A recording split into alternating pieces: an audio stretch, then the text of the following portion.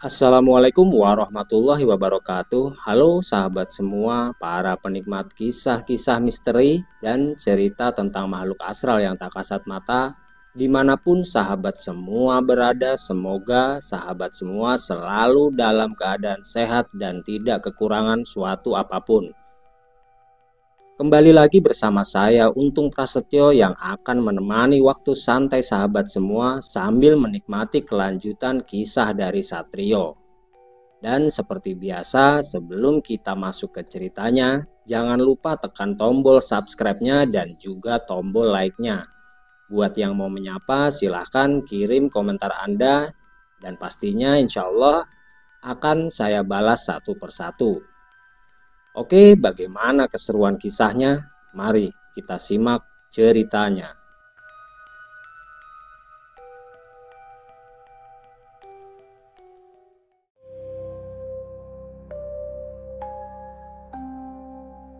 Setelah Giri Sepuh, Giri Anom, dan Bayu Aji serta Surogeni pergi meninggalkannya, Abah Jaya pun mulai melakukan sebuah ritual untuk menyempurnakan senjata pusaka miliknya. Abah Jaya duduk bersila di ruangan pribadinya dan langsung membakar kemenyan yang asapnya mengepul tebal serta aromanya sangat menyengat. Di hadapannya sebuah tombak kayu berwarna coklat tua yang memiliki panjang landaian sekitar 1 meter dengan mata tombak hitam pekat terlihat tergeletak di atas selembar kain putih. Tombak pusaka bernama Karanggalih itu sudah menemaninya semenjak dia menguasai semua ilmu kesaktian yang diturunkan dari orang tuanya. Abah Jaya menutup mata perlahan, sementara jari-jarinya mulai bergerak-gerak dan dari mulutnya terdengar mantra-mantra lirih yang mengalun membelah keheningan ruangan yang hanya diterangi oleh cahaya temaram dari lilin-lilin kecil. Asap kemenyan yang menggulung-gulung perlahan berubah menjadi bentuk-bentuk aneh seperti makhluk-makhluk gaib yang bangkit dari dimensi lain untuk menyaksikan atau bahkan ikut serta dalam ritual tersebut. Tombak Karanggalih tampak mulai merespon. Landaiannya yang coklat tua memancarkan kilatan samar, seolah hidup dan bernapas bersama irama mantra yang dilantunkan. Mata tombaknya yang hitam legam seperti menyerap cahaya di sekelilingnya, menciptakan aura pekat yang semakin menguat. Di sekitar tombak itu, pusaran energi tak kasat mata mulai muncul. Bersamaan dengan angin halus yang berputar pelan di dalam ruangan, membuat kain putih di bawahnya berkibar ringan meski tidak ada jendela yang terbuka. Tubuh Abah Jaya berkeringat, namun raut wajahnya tetap tenang dan penuh kendali. Tangan kirinya kini mulai mengusap permukaan tombak itu dengan ramuan minyak khusus yang dia simpan sejak lama dan hanya digunakan untuk saat-saat paling penting saja. Campuran akar-akar tua, darah ayam cemani, dan sari dari bunga kantil hitam yang langka merupakan bahan-bahan yang diproses bersamaan dengan sebuah meditasi panjang. Setiap tetes minyak menyatu dengan permukaan kayu dan logam, serta dengan mantra yang terus mengalun. Dalam benaknya dia mulai menghubungkan kekuatan leluhur yang mengalir dalam darahnya serta memanggil arwah para pendahulu yang dulu juga menjadi pemilik senjata itu. Bayangan-bayangan samar mulai muncul yang perlahan-lahan membentuk sosok wujud seorang lelaki tua dengan tubuh bungkuk dan mengenakan pakaian serba hitam. Apakah ini sudah satu purnama, Cuk? Setelah kau memberiku darah manusia yang memiliki energi besar itu? Tanya sosok makhluk bungkuk yang wajah keriputnya terlihat pucat. Belum, Eyang. Masih beberapa hari lagi menjelang bulan purnama. Balas Abah Jaya yang menundukkan wajahnya. Lalu, untuk apa kau memanggilku, Cuk? Bukankah perjanjian kita sudah jelas? Jika kau menginginkan kekuatanku sepenuhnya dari senjata pusaka ini, kau harus memberiku 7 nyawa manusia sakti. atau 40 bayi laki-laki yang lahir di hari Jumat Kliwon. Ujar sosok lelaki tua bungkuk itu dengan wajahnya yang terlihat sangat kesal.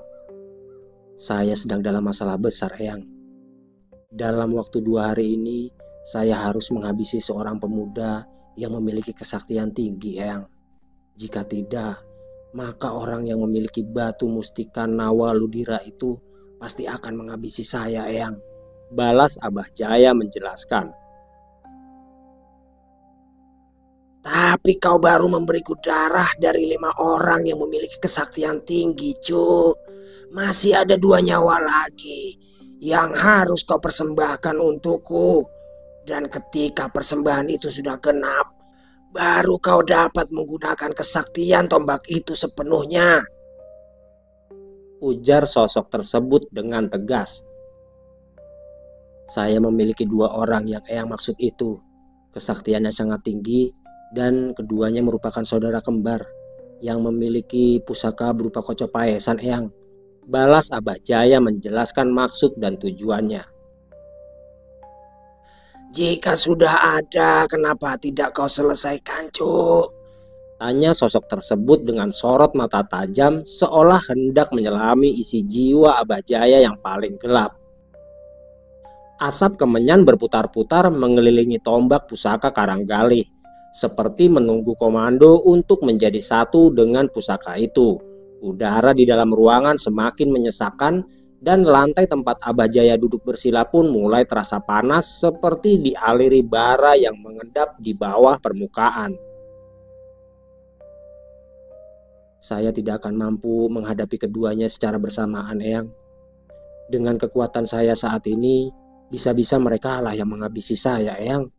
Balas Abah Jaya dengan tatapan penuh harap seolah meminta bantuan kepada sosok lelaki tua itu secara tidak langsung. Aku mengerti maksudmu, Cuk. Kalau begitu, malam ini juga aku akan meminjamkan seluruh kekuatanku. Dan kau harus bisa mempersembahkan 2 nyawa sekaligus malam ini juga.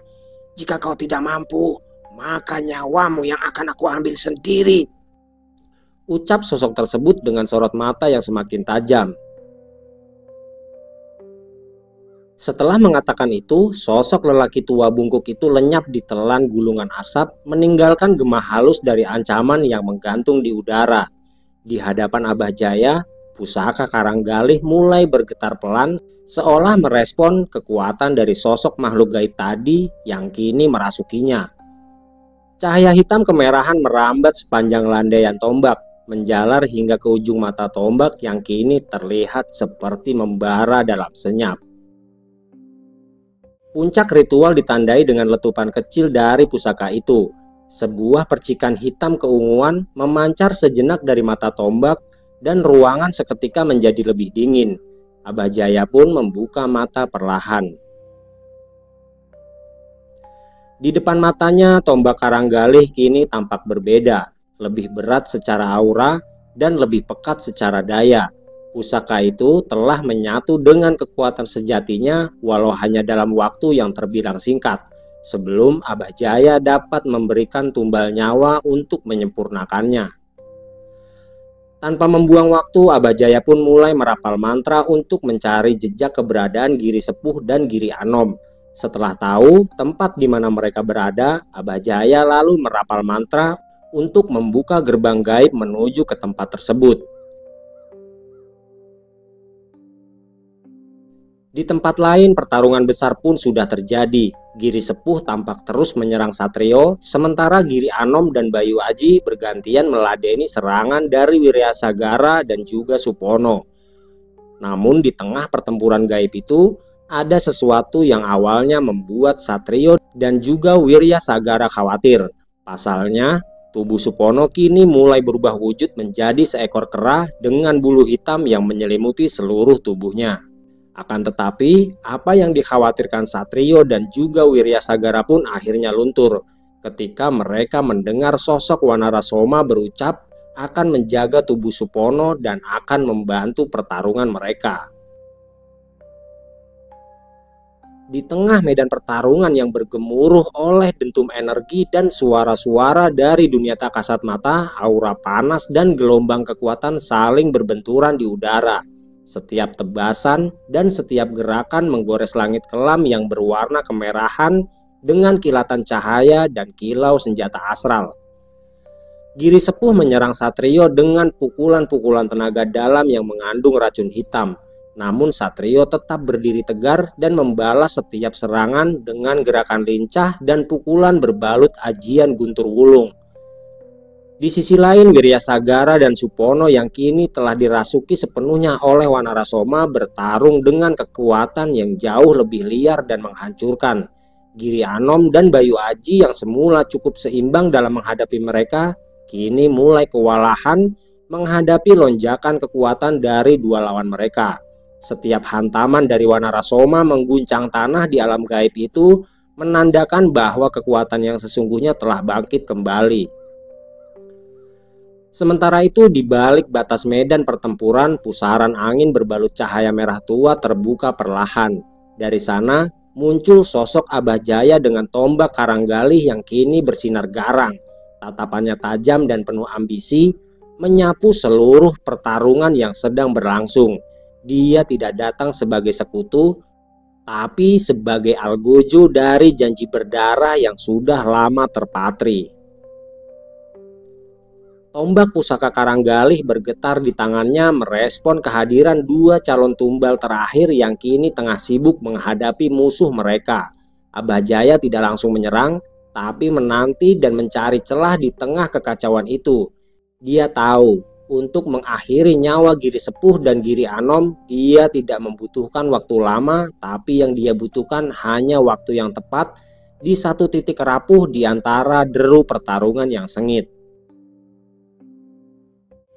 Dengan kekuatan barunya yang sangat besar, Abah Jaya langsung menyerang Wiryasagara.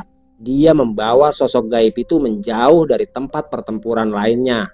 Mengetahui jika sang ketua telah ikut dalam pertarungan gaib itu, Giri Anom pun terlihat tersenyum. Dia tidak mengira jika sesuatu yang tidak dia bayangkan akan segera dialaminya. Dalam pusaran energi yang mengguncang alam gaib, Abah Jaya dan Wiryasagara saling berhadapan dalam pertarungan sengit. Ledakan energi mereka membelah langit kelam, menciptakan retakan-retakan tipis di antara lapisan-lapisan dimensi. Setiap tebasan dari tombak karanggalih membawa efek mematikan, tapi Wiryasagara dengan pengalaman panjangnya sebagai penjaga kekuatan keris Jantaka mampu menahan dan membalikkan setiap serangan dengan serangan yang lebih halus tapi menghancurkan. Perlahan-lahan Abah Jaya pun terlihat mulai terdesak. Ilmu ajian yang dikeluarkan Wiryasagara mampu menekannya dan membuatnya kewalahan. Namun di balik semua itu ada siasat licik yang sedang disusun matang. Abah Jaya dengan sengaja memposisikan dirinya dalam posisi tertekan, membiarkan Wiryasagara mendesaknya sedikit demi sedikit sembari menarik perhatian Giri Anom. Dan benar saja, Giri Anom yang melihat sesepuhnya berada dalam bahaya, melesat cepat lalu bergabung dalam pertarungan dengan semangat membara. Dengan mengerahkan seluruh kekuatannya demi membantu sang pemimpin Saptabuana yang dia hormati.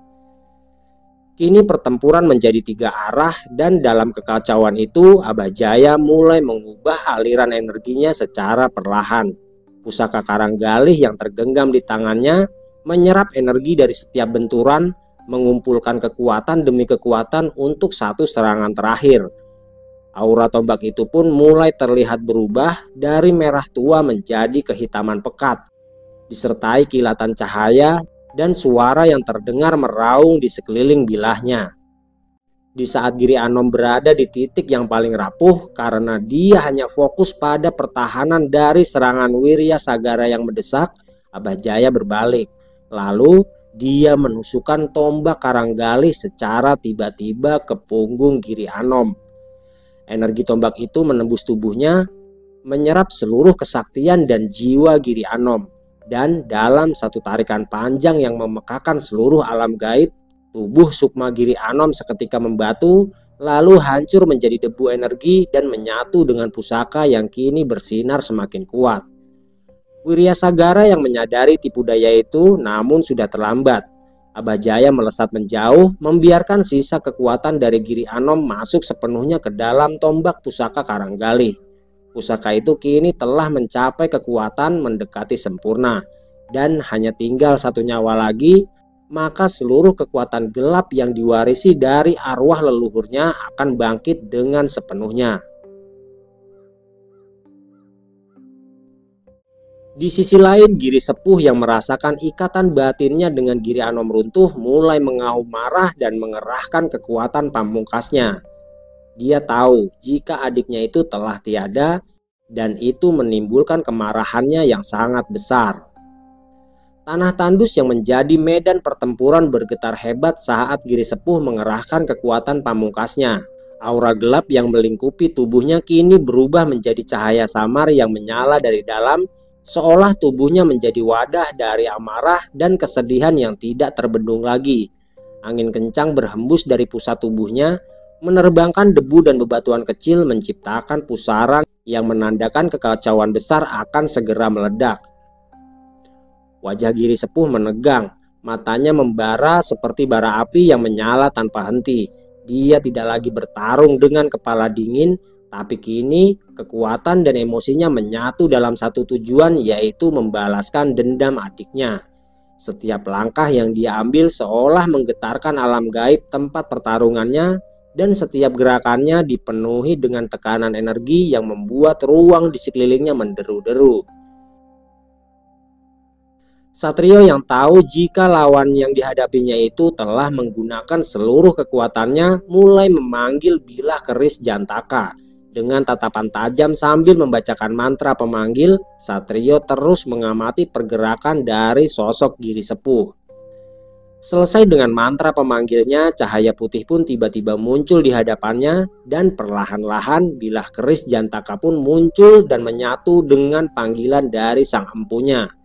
Cahaya kuning keemasan memancar dari bilah keris tersebut, menandakan bahwa pusaka itu telah menerima niat pemiliknya dengan sepenuhnya. Mantra yang Satrio lantunkan tidak hanya untuk memanggil senjata, namun juga untuk menyelaraskan jiwa dan raga serta menyatukan ikatan suci antara dirinya dan keris Jantaka. Saat bilah itu sepenuhnya berada dalam genggamannya, kekuatan Satrio mulai meningkat pesat. Gelombang energi suci yang lembut namun padat memancar dari tubuhnya dan dengan cepat menyapu kekacauan yang ditimbulkan oleh Giri Sepuh. Kedua kekuatan besar itu kini saling berhadapan, menandai awal dari pertarungan yang sesungguhnya. Bukan sekedar benturan fisik, tapi juga pertarungan energi yang besar. Langit di atas mereka mulai berkilat, menandakan bahwa alam pun turut merespon ketegangan yang luar biasa ini.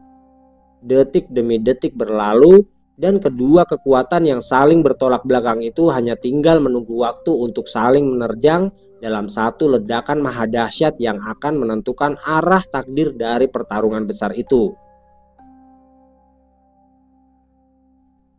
Di sisi lain, Supono yang masih bertarung dengan Bayu Aji terlihat sangat menikmati pertempuran itu. Tubuhnya yang kini telah berubah sepenuhnya menjadi sosok Wanarasoma terlihat sangat lincah. Setiap gerakannya seperti perpaduan antara seekor kera hutan dan ketepatan seorang pendekar yang telah bertahun-tahun mengasah ilmunya. Lompatan demi lompatan dia lakukan dengan mudah, berpindah dari satu titik ke titik lain di udara. Energi murni yang dia lontarkan dari telapak tangannya berbentuk cahaya merah pekat yang menyala terang di tengah kabut pertempuran. Setiap semburan energinya menghantam Bayu Aji dengan kekuatan luar biasa, membuat lawannya itu terpaksa memanggil perisai gaib dan benteng energi pelindung untuk menahan serangan demi serangan yang datang nyaris tanpa jeda. Meski dikenal sebagai salah seorang yang memiliki teknik bertahan luar biasa, namun Bayu Aji mulai terlihat terdesak. Serangan Supono tidak hanya kuat, tapi juga tidak bisa diprediksi. Setiap kali Bayu Aji mencoba membaca pola gerakannya, Supono justru mengubah arah serangan dan membuatnya terus-menerus kehilangan keseimbangan. Tanah di sekitar mereka hancur lebur, batu-batu besar berterbangan, dan langit di atasnya mulai berubah berwarna menjadi kehitaman, pertanda bahwa kekuatan yang mereka pancarkan mulai membesar. Namun di balik semua itu, terlihat jelas bahwa Supono tidak hanya bertarung demi kemenangan. Akan tetapi ada kegembiraan dalam gerakannya. Hal itu tergambar seperti sebuah kebebasan yang muncul dari dalam jiwanya, seakan sisi liar yang selama ini tertahan kini diberi ruang untuk menunjukkan jati diri yang sesungguhnya. Sosok Wanarasoma dalam dirinya telah mengambil alih namun tetap dalam kendali penuh, menjadikan tubuh Supono sebagai tempat mengeluarkan kesaktian yang sulit untuk ditandingi. Pertarungan itu pun menjelma menjadi sebuah tarian pertempuran antara kekuatan makhluk gaib berwujud kera dan seorang dukun sakti yang perlahan-lahan memunculkan ketegangan baru yang bisa saja mengubah arah dari seluruh pertempuran besar itu. Di sisi lain, Wiryasagara yang kehilangan jejak dari Abah Jaya mulai terlihat lebih waspada. Dia tidak hanya mengamati tempat pertarungannya tadi, tapi dia juga mulai mencari sumber dari energi lawannya. Karena Wiryasagara tahu jika kini Abah Jaya memiliki kekuatan yang lebih besar dari sebelumnya. Akan tetapi, tanpa disadari oleh siapapun, Abah Jaya tiba-tiba saja muncul di tengah pertarungan antara Supono dan Bayu Aji. Di sana, dia kembali menghujamkan tombak pusakanya ke bagian punggung Bayu Aji. Tubuh Bayu Aji terhuyung lalu terjatuh keras di atas tanah yang retak dan kering. Asap hitam tipis mengepul dari luka di punggungnya. Sementara tatapan matanya kosong, seolah kesadarannya telah terhisap hingga tidak tersisa. Tubuhnya menghitam perlahan, berubah menjadi jasad yang kering dan membatu. Tombak pusaka Karanggalih yang kini menggenggam penuh nyawa ketiga tumbalnya memancarkan aura yang begitu pekat dan panas, menandakan bahwa kekuatan yang dikandungnya telah mencapai puncaknya. Supono yang berada tidak jauh dari sana tersentak. Matanya melebar, lalu sorot liar sang Wanarasoma menyala kuat. Dia mengaum keras bukan karena takut, tapi karena marah. Kemarahan yang datang dari pengkhianatan dan dari kehinaan seorang manusia yang tega mengorbankan saudara demi kekuasaan semu. Namun sebelum Supono sempat melayangkan serangan balasan, Abah Jaya sudah lenyap kembali ke dalam kabut pekat seperti bayangan yang tidak dapat disentuh. Energi gaib di sekitar pertempuran pun berubah sangat drastis. Tanah berguncang ringan seolah merespon keseimbangan yang mulai goyah. Wiryasagara yang dari kejauhan merasakan gelombang energi kehancuran itu langsung melompat ke arah sumber energi itu berasal. Di sana, dia melihat sosok Wanarasoma sedang kebingungan mencari orang yang baru saja menghabisi nyawa lawannya itu. "Ada apa, Kisoma? Sepertinya kau terlihat kebingungan," tanya Wiryasagara yang mendarat tepat di hadapan tubuh kera besar itu. Aku baru saja kehilangan lawan mainku, Ki. Setelah sosok lelaki tua dengan tombaknya menghujam tubuh lawanku dari belakang, balas Wanarasoma yang merasa sangat kesal. "Lelaki tua itu sangat berbahaya, Ki. Sepertinya sekarang dia sedang menuju ke tempat Satrio berada. Kita harus menyusulnya," balas Wiryasagara yang langsung melesat pergi dan disusul oleh lompatan dari makhluk gaib yang berwujud kera yang merupakan perpaduan dari sukma seorang Supono dengan sosok Wanarasoma. Dengan kecepatan luar biasa, Wiryasagara melesat menembus udara yang dipenuhi oleh debu gaib dan getaran energi yang sangat kuat. Di belakangnya, Wanarasoma melompat dari satu batu ke batu lain, meninggalkan jejak retakan di setiap pijakannya. Angin di sekitar mereka menderu, mengikuti arah pergerakan mereka menuju tempat pertempuran antara Satrio dan Giri Sepuh. Di sisi lain, Abah Jaya sudah mendekat. Tubuhnya tidak lagi seperti manusia biasa. Aura hitam yang pekat menyelimuti setiap langkahnya, sementara mata tombak Karanggalih berkilau merah darah berdenyut seperti jantung yang hidup yang membuat udara di sekitarnya membeku oleh hawa kematian yang dibawanya. Satrio yang tengah bertarung dengan Giri Sepuh mulai merasakan kehadiran kekuatan yang besar mendekat. Dia menggenggam erat bilah keris Jantaka yang memancarkan cahaya putih kekuningan. Kedua matanya menyipit mencoba tetap fokus menghadapi Giri Sepuh yang kini tubuhnya dipenuhi aura dendam dan kehancuran akibat kehilangan saudaranya. Giri Sepuh menyerang dengan buas tanpa strategi dan hanya berdasarkan dorongan kemarahan yang membutakannya. Namun Satrio tetap tenang, bergerak lincah menangkis setiap serangan sambil menunggu celah. Namun belum sempat Satrio membalas semua serangan dari Giri Sepuh, tiba-tiba saja tanah di dekat mereka bertarung pecah dan menimbulkan retakan besar.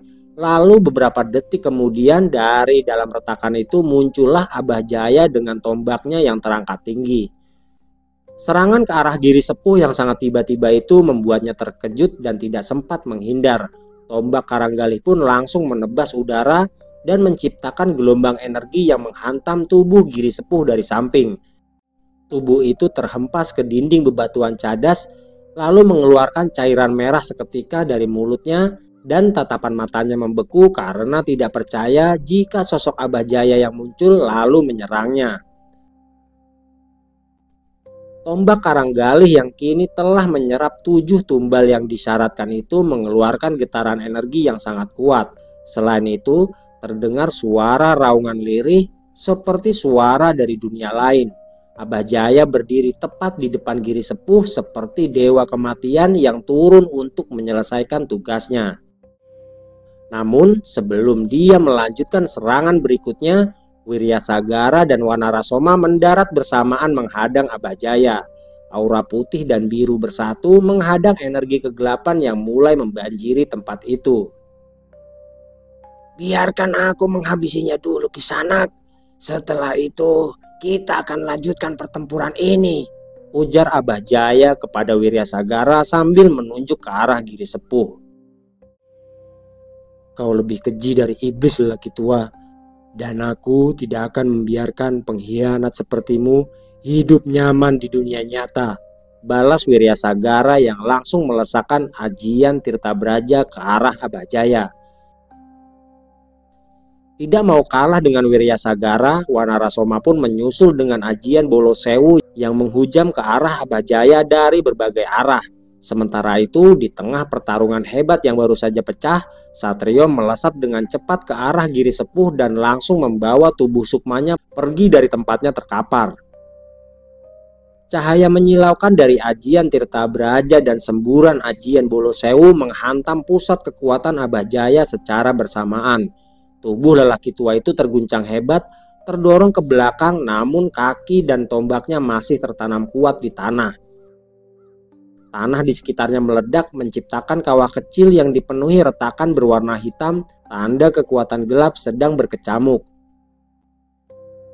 Sementara dua serangan itu mengguncang wilayah pertarungan, Satrio bergerak cepat menembus lapisan dimensi halus untuk menyelamatkan Sukma Giri Sepuh ke tempat yang lebih aman. Di sana, tubuh lemah Giri Sepuh terlihat dikelilingi oleh cahaya keemasan yang dipancarkan dari keris Jantaka. Dan perlahan tapi pasti, energi dari bilah keris sakti itu mengobati luka dalam yang diderita oleh Giri Sepuh. "Mengapa kau malah menolongku, Satrio?" tanya Giri Sepuh dengan wajahnya yang terlihat pasrah. "Karena kita bukan musuh, Pak. Saya yakin sampean menyerang saya karena sampean berada di pihak-pihak orang itu," balas Satrio yang membuat Giri Sepuh tertunduk malu.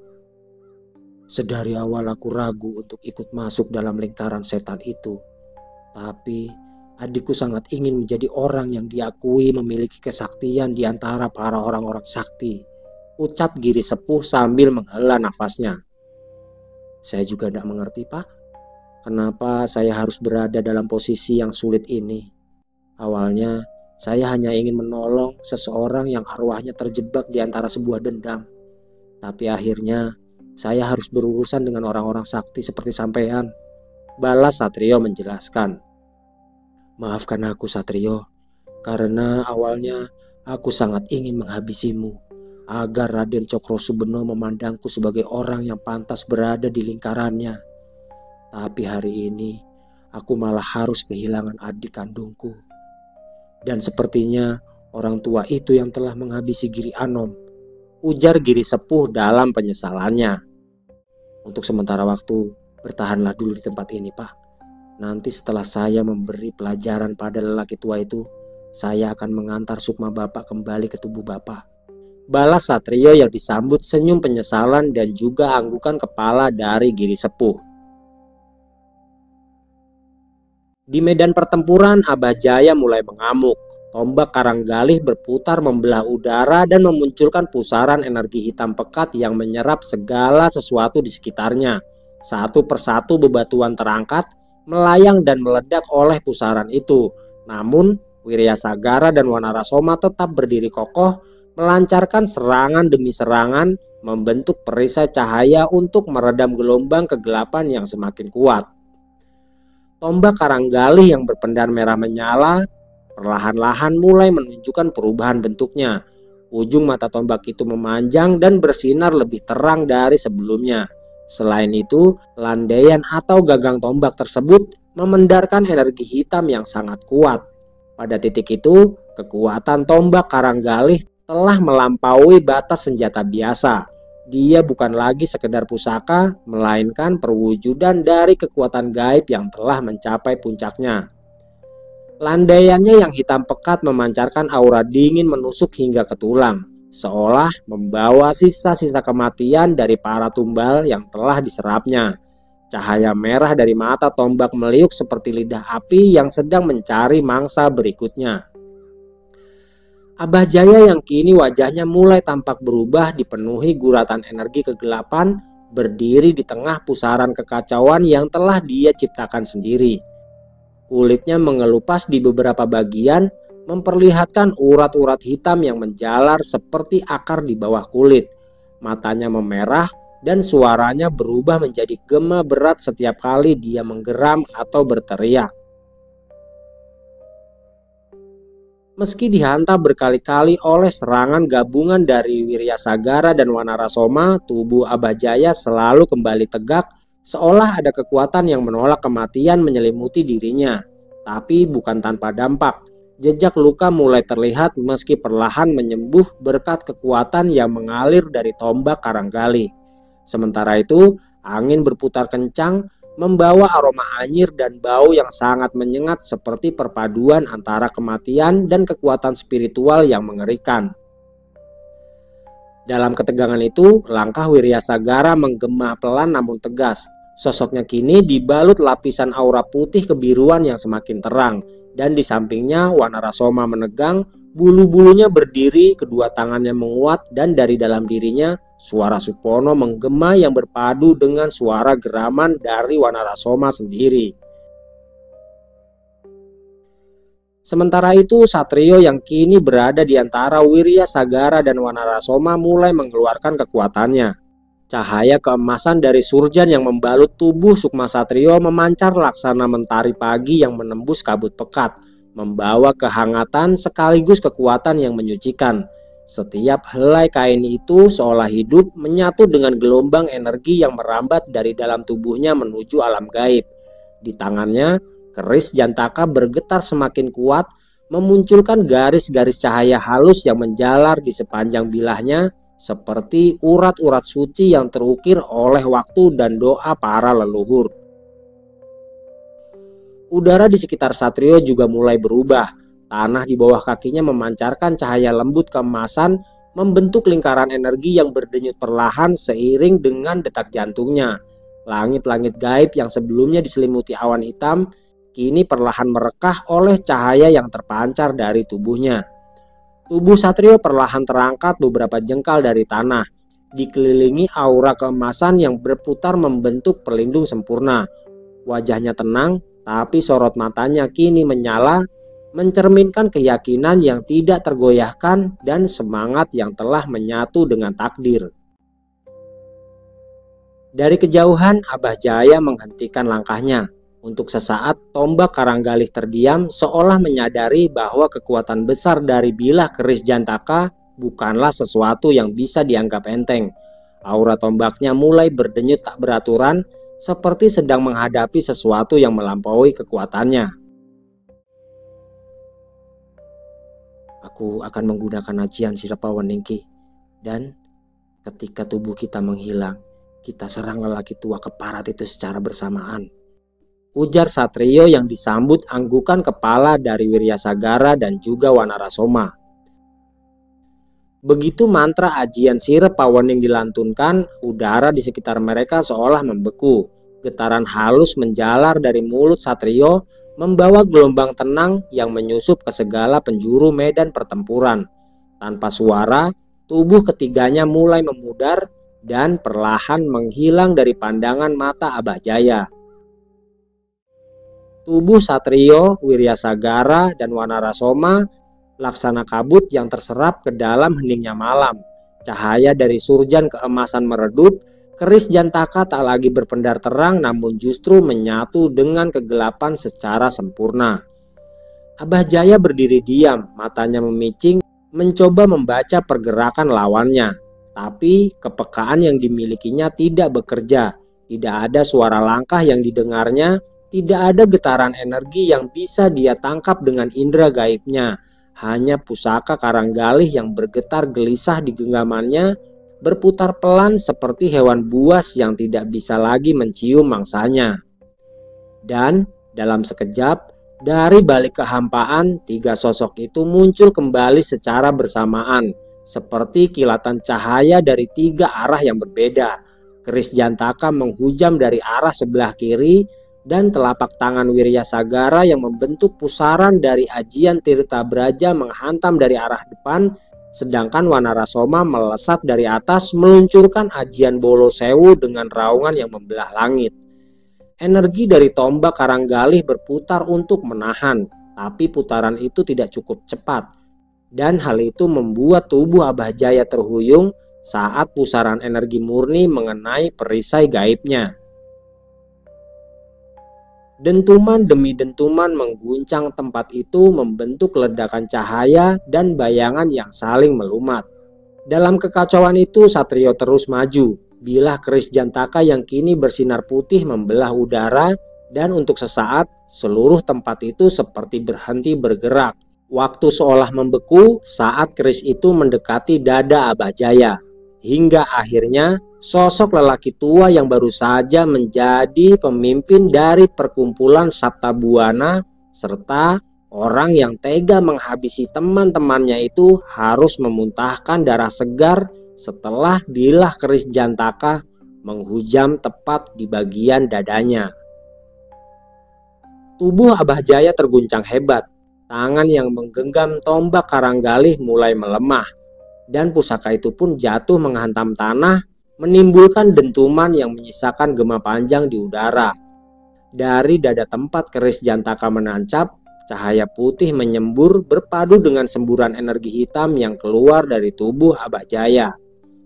Tatapan matanya membeku bukan karena menahan sakit yang dia rasakan, tapi karena dia tidak percaya jika seluruh kekuatan yang telah dia kumpulkan dengan mengorbankan nyawa dan pengkhianatan harus lenyap di tangan bocah yang tidak disangka memiliki kekuatan yang sangat besar. Tombak Karanggalih yang kini telah kehilangan pemiliknya mulai bergetar liar, lalu pecah menjadi serpihan cahaya hitam yang melesat ke angkasa, meninggalkan suara jeritan panjang seperti ribuan sukma yang menjerit secara bersamaan. Satrio masih dalam posisi menunduk, menarik perlahan keris Jantaka dari tubuh Abah Jaya yang jatuh berlutut lalu ambruk ke tanah tanpa suara. Tidak ada ledakan, tidak ada teriakan terakhir, hanya keheningan yang terasa. Angin berhenti bertiup, langit hitam yang sedari tadi menggantung kini perlahan berganti agak kemerahan. Satrio berdiri diam memandangi tubuh lelaki tua itu dengan mata yang teduh, namun terlihat penuh luka. Dia tidak menyangka jika dirinya yang dalam wujud sukma akhirnya harus menghabisi lawannya dengan cara menusukkan bilah keris pusaka itu ke tubuhnya. Di belakang Satrio, Wiryasagara dan Wanarasoma berdiri dalam keheningan. Mereka menyadari bahwa malam itu satu musuh dapat dikalahkan. walau sosok itu bukanlah sosok musuh yang sebenarnya. Setelah selesai dengan pertempurannya, Satrio pun mengajak Wanarasoma dan juga Wiryasagara menuju ke tempat dia menaruh tubuh Sukma Giri Sepuh. Satrio mengatakan jika dia akan mengembalikan Sukma Giri Sepuh ke dalam tubuhnya. Mereka bertiga melangkah cepat di antara sisa-sisa pertempuran yang telah sunyi dan hanya menyisakan debu serta bebatuan yang hancur sebagai saksi dari kekacauan yang baru saja mereda. Sementara itu, tubuh Giri Sepuh terbaring tenang di atas batu datar yang terlindungi dari pertempuran. Satrio mendekat, menunduk perlahan lalu berlutut di samping tubuh Sukma, orang yang sangat berambisi untuk menghabisinya itu. "Pak, sekarang tunjukkan di mana raga sampean berada, biar kami antar sampean kembali," ujar Satrio yang disambut anggukan serta senyum penyesalan dari Giri Sepuh. Dengan lirih dan terbata, Sukma Giri Sepuh menunjuk ke arah sebuah celah sempit di antara dua tebing batu yang ditutupi lumut dan semak liar. Tanpa banyak bicara, Wanarasoma langsung mengangkat tubuh Giri Sepuh dan mereka bertiga segera menuju lokasi yang dimaksud. Sesampainya di ambang batas antara alam gaib tempat mereka berada dengan dunia nyata tempat tubuh Giri Sepuh berada, Wiryasagara pun langsung mengedarkan pandangannya ke arah sekitar. Setelah itu, dia meminta Satrio melangkah lebih dulu dan setelah itu disusul oleh Wanarasoma. Ketika yakin jika tidak ada sosok makhluk gaib yang mencoba menerobos masuk ke dalam dunia nyata, Wiryasagara pun langsung menutup portal gaib yang menghubungkan dua dunia itu. Di sebuah ruangan yang hanya diterangi oleh nyala lilin-lilin kecil, Satrio melihat tiga tubuh yang sedang terbaring di lantai. Satu tubuh milik Giri Sepuh dan satunya milik Giri Anom serta tubuh milik Bayu Aji. Dan tanpa berlama-lama lagi, Wanarasoma pun langsung meletakkan Sukma Giri Sepuh dengan perlahan. Tidak lama kemudian, sosok lelaki Parubaya itu tersadar dan terbatuk hingga darah segar keluar dari mulutnya. "Terima kasih Satrio, kau tidak hanya menyelamatkan nyawaku, tapi juga menyadarkanku. Maafkan atas sikapku tadi," ujar Giri Sepuh yang tubuhnya masih terbaring lemah di atas lantai tempat ritualnya itu. "Iya Pak, tapi ada satu hal yang mau saya tanyakan Pak, dan tentunya tidak sekarang. Jika sampean berkenan, datanglah ke rumah tua itu," balas Satrio dengan wajahnya yang terlihat sangat tenang. "Pasti, aku akan datang menemuimu setelah aku selesai menguburkan tubuh adikku dan juga sahabatku itu," ucap Giri Sepuh dengan mata berkaca-kaca sambil menatap ke arah jasad Giri Anom dan juga Bayu Aji. Setelah itu, Satrio, Wiryasagara dan Wanarasoma pun pergi meninggalkan Giri Sepuh yang masih larut dalam duka dan rasa kehilangannya. Mereka pun kembali ke rumah Romi untuk memulihkan tenaga mereka.